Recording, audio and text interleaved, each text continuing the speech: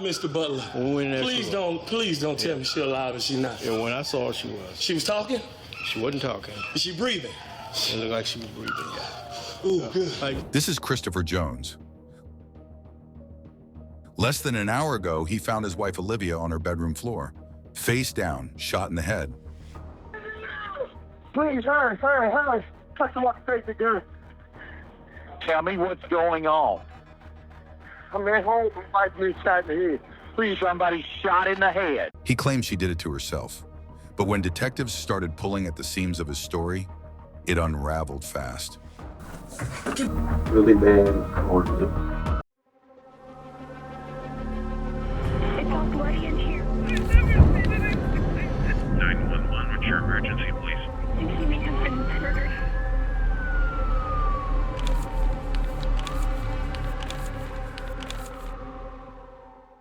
February 14th, 2019. Olivia Jones walked out of a Beaumont, Texas grocery store with dinner ingredients and a bouquet of roses. Minutes later, officers get a 911 call. 911. What is the address of your emergency? Please, hurry. Touch the walk straight to gun. Tell me what's going on. I'm at home, my wife been shot in the head. Please, somebody shot in the head. My wife, please. Tell me, Okay. Where is she shot? In the head. Okay, where in the head? Okay. When the responding officer hears the victim's name, it hits him. He knows exactly who it is. I knew him, I knew her. She shot herself. Shot herself? Christopher is outside, pacing back and forth. He looks shaken. Where's the gun? In the bedroom, broken down, on the dresser. Come this way. Okay. Please, come this way. This way. Okay. Please. Olivia! Baby! Sir. Okay. Step back. Step back over. In the bedroom, Olivia is lying face down, half dressed, shot in the back of her head. Yes, that's good. Get his information. I recognized who she was, and I still had to maintain my composure. I had to act like as if I didn't know who she was. Officers now sit down with the 911 caller, Christopher Jones, hoping to get a clear picture of what happened. What happened? We had a disagreement. And I say, baby, if you're not working with me, you're working against me. I say, we've been doing this. My 19-year-old stepdaughter was 8. My 11-year-old was 1. I say, Olivia, if we can't get it together, we can't be together. Okay. We got several, and I say, I just want a divorce. And her reaction was, and I've been saying this for quite some time, and her reaction was, if you don't want me, I'm gonna kill myself. She got the gun. I said, give me the gun. She like, I don't remember which hand. I'm like, give me that gun. What is you doing? Stop trying to scare me. I took it. So when you grabbed it, it went off? She yanked. I grabbed it and she yanked back. And the gun went off. Okay. The gun went off. Something feels off. For someone his size, being overpowered by Olivia doesn't make much sense. Meanwhile, paramedics arrive to assess the scene and check for any signs of life.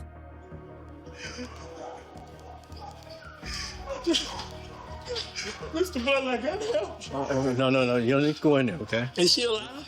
Yeah, she is. She is. We got him. Is she alive, Mr. Butler? When there, Please don't tell me she's alive and she's not. And when I saw her, she was. She was talking? She wasn't talking. Is she breathing? It looked like she was breathing, yeah. Ooh, good. Like, don't go in there, sir. Please. Sir, I need you to stay right here with me, okay? And calm down. Calm down. That's not how a normal person reacts. It is another red flag for the detectives. She grabs a 9mm in their bedroom, and when she puts it up to her head, and she did that, he claims he reached for the gun to try to get it from her, and when he reached for it, and they struggle over it, boom, she shot herself. Inside the house, paramedics check for signs of life, but it's too late. Olivia is pronounced dead at the scene. This wasn't a typical scene. There was blood spatter everywhere, and the gun was found in a different room from Olivia's body. if she shot herself, how did the gun move? But what really caught detectives off guard was the surveillance. Cameras weren't just outside, they were inside too, aimed away from the windows and directly into the rooms. They weren't for break-ins, they were watching the people inside. With more questions than answers, detectives detained Chris for a formal interview. While Chris is being detained, Olivia's 19-year-old daughter arrives at the scene, unaware of the nightmare waiting inside. That's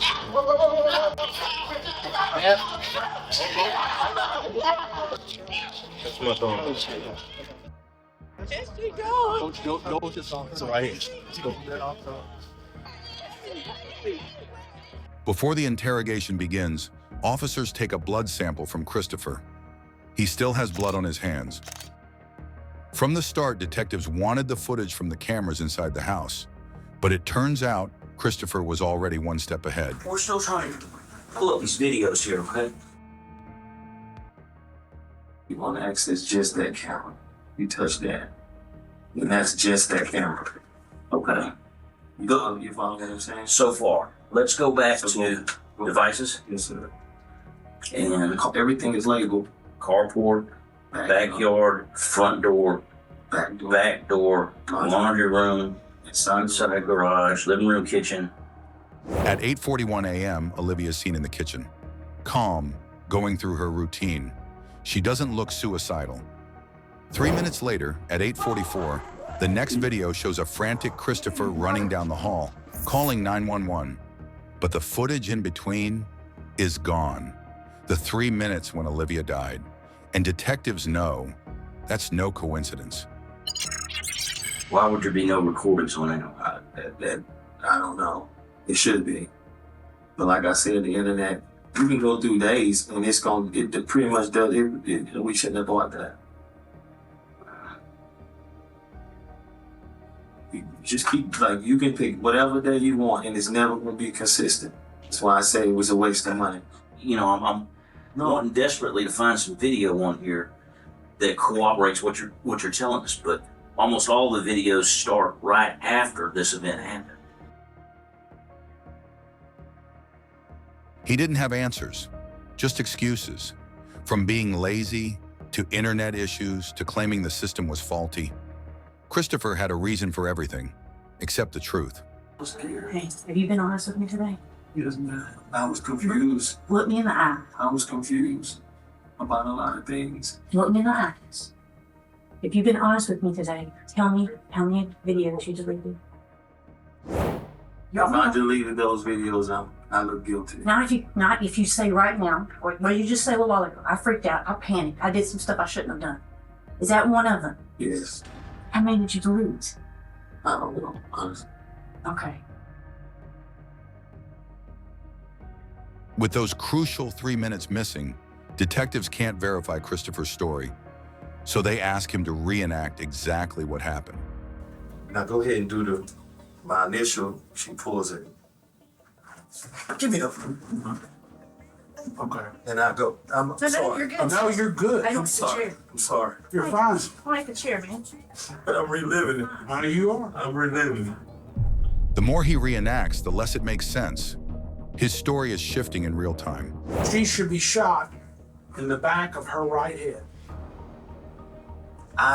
Did you feel me twist your? Did you feel me twist? Back here. Did you feel me twist your? Push it on I the hand. twisted. With Christopher's story going in circles, detectives turn to the people who knew Olivia best, her family. One time they were arguing and I heard her say she couldn't breathe. I would see bruises on her. It broke her down to the point where she believed what he said. Mm-hmm. You won't be nothing without me, stuff like that. Right. Was your mother at any time that you're aware of? No, I hate that that even have to come up, but no. Olivia's sister backs up her daughter's claim, saying Christopher was abusive, controlling, and had a dark side no one saw from the outside. Has she ever mentioned anything about wanting to harm herself or? She loved her baby so much that she felt like she had to live for them. You know, she never thought of anything like that. She can't talk on the phone after a certain time. He controlled the finances. He never wanted to be in the presence of her family. Family reunions, anything, he never came. But she would have to step off, and when he would call, and all you could hear was him screaming and yelling on the phone. His character is agitation. Like, his character is to be aggressive. Then comes the final confirmation. Christopher's ex-wife, Letitia, tells detectives the same story. He was controlling, abusive, and knew how to hide it.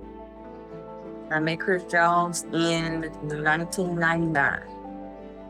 It was just like a constant fight. Like, he strangled me, choked me out, drugged me through the house. My skin was missing off my back. One time he bit my hand.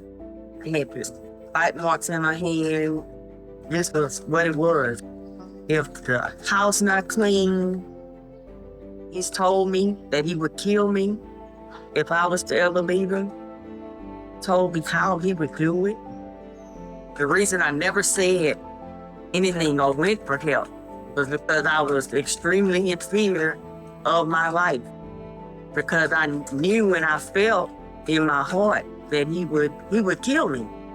What little doubt detectives had left vanished after reviewing older CCTV footage. Look on the floor. Look on the floor, wife. Look on the floor. Look on the floor. Look on the floor. Look on the floor. That is how is that like that? You're not paying attention. Put my goddamn lid back on the mother. You wasn't worried about the son of a minute ago. Look at me like that. I'm not playing with you, place. You want to do some now that I'm looking, get in here. You got all the goddamn answers. You don't do a goddamn thing around this mother, right? Yes, and you look at me like I'm stupid. This is the look. The look is what got you snatched up. Act like you ain't got no goddamn patience. You want to have a kid? I'll you up by my kid. I got to show ass. You didn't have a job. You was collecting unemployment. You didn't have off you. And most men in this world want a woman that got what? Life would be so much easier for me if you start thinking.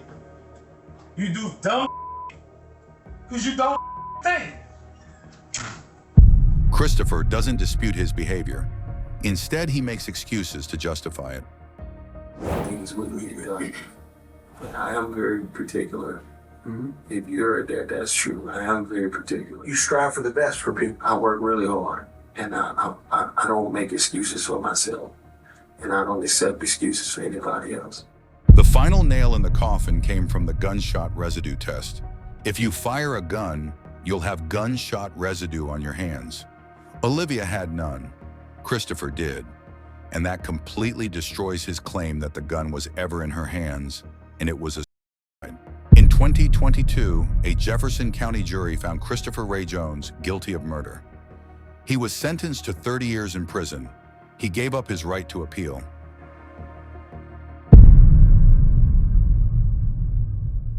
Olivia was a mother, a sister, a friend, a woman trying to love, live, and survive. She deserved safety. She deserved peace. Instead, she became a victim of silence and a symbol of strength.